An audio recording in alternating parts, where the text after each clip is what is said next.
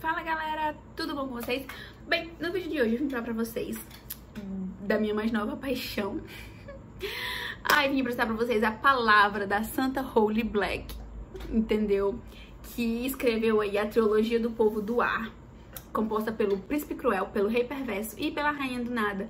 Gente, nossa, pra quem gosta de high fantasy, se você gostou de Corte de Rosas e Espinhos, você vai gostar. Porque a Holly Black, ela é simplesmente sensacional. A história é muito bem construída, a história tem um rumo e ela segue esse rumo do início ao fim. Não fica chato, não é repetitivo, é simplesmente que as coisas tinham que acontecer como elas aconteceram. Simples assim. A escrita dela é fluida, é fácil e é muito rápido. Ela consegue te contar coisas importantes, desenvolver essas coisas e mesmo assim não ficar corrido em 300 páginas. O maior livro dessa trilogia tem 350 páginas e o menor tem 214, uma coisa tipo isso.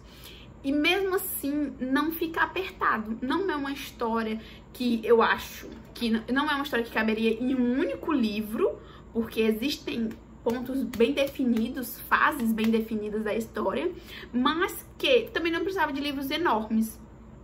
Minha opinião. E eu gosto de livro grande, porque eu acredito que quanto mais páginas, mais detalhes.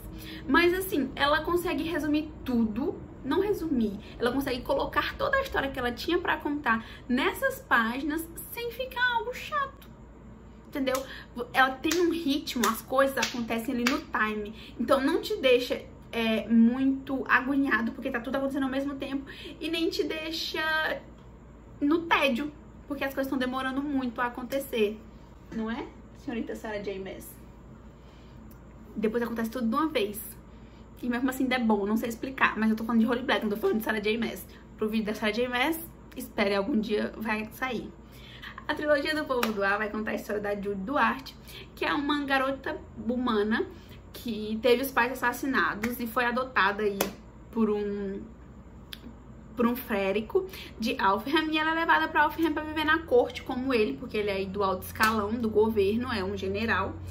E vivendo aí, ela sofre muitas recriminações por ser humana e principalmente por ocupar a posição que ela ocupa. Eles acreditam que ela tá ali usurpando uma posição que não pertence a ela.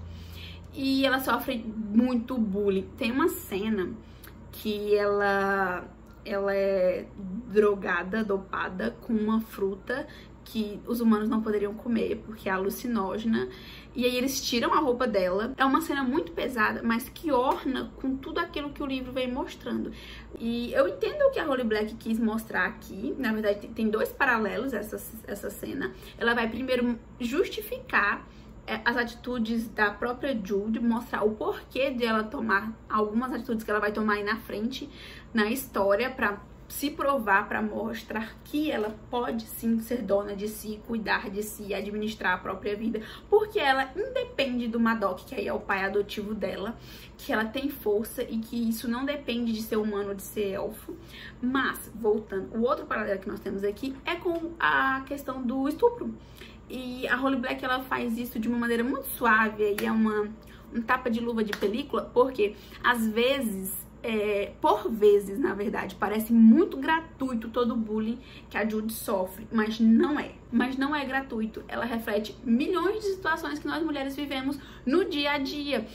Tem uma outra cena, além dessa, que ela é drogada, onde um elfo come um pedaço do dedo dela na frente dela e ela não pode chorar. E aí você me pergunta assim, cara, por quê? Leia o livro, meu amado, você vai descobrir e você vai chorar também, porque eu chorei. Mas o fato é que todos esses acontecimentos da vida dela justificam, embasam as atitudes que ela vai ter daí pra frente. Ela acaba entrando para um clube de espionagem de um dos príncipes, né? São 5 príncipes. E virando uma assassina profissional. Olha aí, né? Bitolada da cabeça.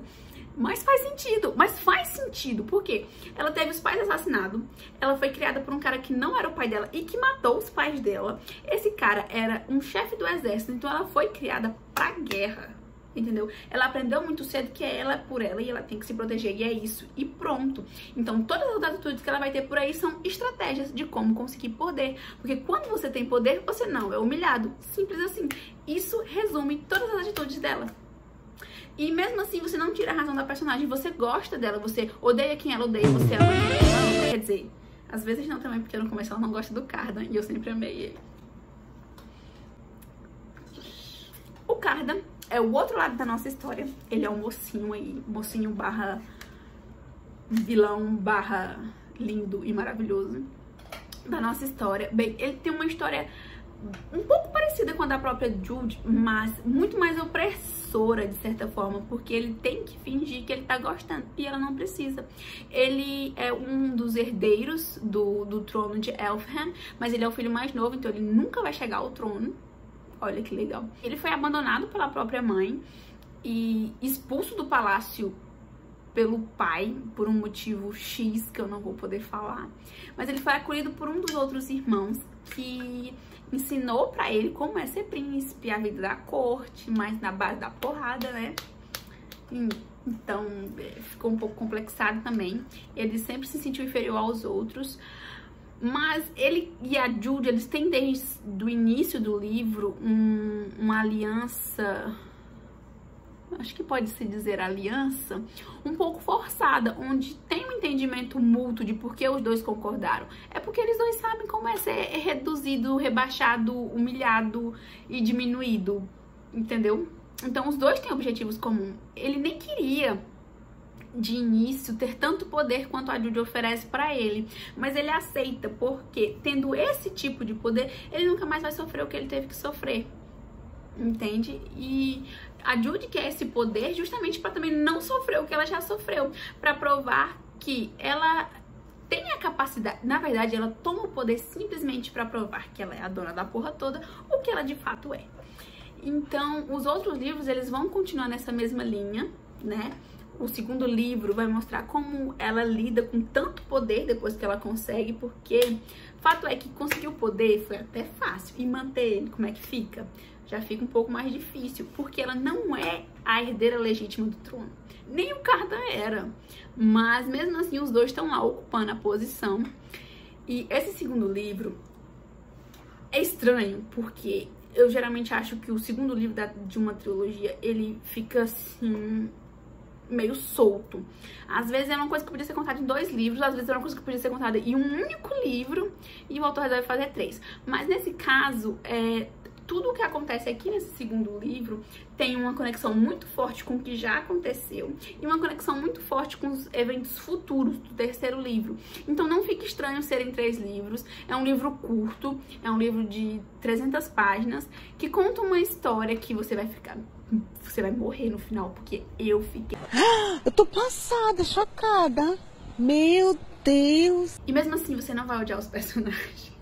Eles não perdem a essência, eles continuam sendo quem eles sempre foram. E isso é muito interessante porque às vezes os personagens eles se perdem dentro do universo do autor. Às vezes ele coloca alguém muito na frente e retira alguém que poderia ter tido uma participação mais legal. E ele não faz isso, ele não cria um vilão desnecessário, entendeu? E aí ele tinha o potencial pra fazer alguns vilões desnecessários, mas ela não cria. E eu admiro muito isso nela, porque não perde a essência do que a história tá contando. A história é de como a Jude conseguiu o trono. A história não é de como a Jude brigou com o fulano de tal, ou porque a irmã gêmea dela é uma cínica. Mas enfim, e por um evento X aí que... seria um puta spoiler, mas que eu vou dar um semi-spoiler. Ela é afastada do trono no final do segundo livro, pra retornar aí como a supra-sumo do poder no terceiro livro, que é um tiro. É um tiro. É a conclusão perfeita pra tudo que já tinha acontecido. Novamente, a Holly Black, ela não se perdeu dentro dos personagens, eles continuam coerentes. É claro que eles evoluem, mas é algo gradual, é algo que se justifica dentro da história, não é simplesmente assim, evoluíram, entende? Não é simplesmente Ronald Weasley decide que ele não é mais um babaca e volta pra ficar com Harry, com a Hermione. Culpa da Horcrux, não, Rony, você sempre foi um babaca mesmo. E você fica um pouco apreensivo porque o modo como as coisas podem se resolver não é nada legal. Não é nada daquilo que você esperava desde o início. E eu confesso que eu chorei no final, porque é é o plot do plot, mas que ainda faz sentido, mas que te deixa apreensivo, que te prende, que te deixa... que te faz sentir o que o personagem principal tá sentindo. E pra mim isso num livro é tudo. Quando você se conecta com a história a ponto de você amar quem o personagem principal ama e de odiar quem ele odeia, e mesmo assim admirar a construção do personagem, o autor conseguiu tudo. Simplesmente assim. E eu senti tudo isso no Príncipe Cruel. Inclusive, depois que eu terminei a trilogia, eu fui ler Como o Príncipe de Alfheim Aprendeu a Odiar Histórias, que são eventos contados pelo olhar do Cardan, de eventos futuros e passados da trilogia original, mas que ajudam a completar o entendimento que a gente tinha sobre o personagem dele. Eu senti falta de mais momentos de Cardan e Jude nesse livro do Cardan, mas mesmo assim, os que nós tivemos foram extremamente satisfatórios. Explicou bastante da construção de quem ele é, coisas que a gente sabia citadas dentro do livro, mas que não foram exploradas a fundo. E que na trilogia original não explorar esses pontos a fundo não diminuem a construção do personagem, mas saber deles nesse spin-off é muito importante, porque te ajuda a colocar ele num potinho e guardar, porque ele é muito mais fofinho do que a gente esperava. Bem, basicamente é isso que eu tinha pra falar sobre a Holy Black, que é a trilogia do Povo do Ar. Ela tem outros livros que eu ainda pretendo ler, mas que não vai ser agora porque não tô tendo tempo, né, bebê? Então, se você curtiu esse vídeo, deixa já o seu joinha e comenta aí embaixo ideias para outros vídeos ou qualquer outra coisa. Desde que você não me xingue, né? Você é livre para comentar qualquer coisa. E até semana que vem.